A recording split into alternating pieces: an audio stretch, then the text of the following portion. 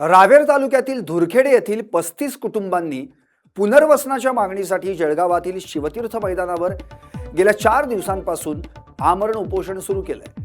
तब्बल 27 वर्षांपासून पुनर्वसनाचा प्रश्न प्रलंबित असल्याचा दावा उपोषणकर्त्यांनी केलाय। सुरक्षित ठिकाणी राहण्यासाठी जागा उपलब्ध करून देण्याची प्रमुख मागणी या कुटुंबांनी केली आहे। उपोषणाच्या 4थ्या दिवशी आमदार अमोल जावळे यांनी आंदोलनस्थळी भेट घेत उपोषणकर्त्यांशी संवाद साधला आणि त्यांच्या समस्या जाणून घेतल्या। मात्र मागण्या पूर्ण होईपर्यंत आमरण उपोषण मागे घेणार नसल्याचा ठाम पवित्रा या 35 कुटुंबांनी घेतलाय। प्रशासनानं या प्रश्नाकडे गांभीर्यानं लक्ष देऊन तातडीनं पुनर्वसनाचा प्रश्न मार्गी लावावा अशी मागणी उपोषणकर्त्यांनी केली आहे। दुरखेडा येथील 35 घरांच्या पुनर्वसनासंदर्भामध्ये आज 4 दिवस झाले म्हणजे आमचं आमरण उपोषण चालू आहे आणि आज कुठपर्यंत आमची कुठलीही ठोस कारवाई आमची जे मागण्या होत्या त्या पूर्ण झालेल्या नाही आहे।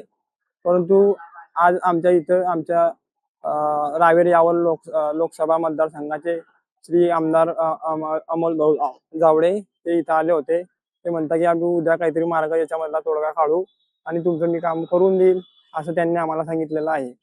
बघू आता उद्या काय होते, तरी आमची पुढची मागण्या तेच राहतील जोपर्यंत आमच्या आज आमचा 4था दिवस या ठिकाणी म्हणजे पूर्ण होण्यात आज आहे।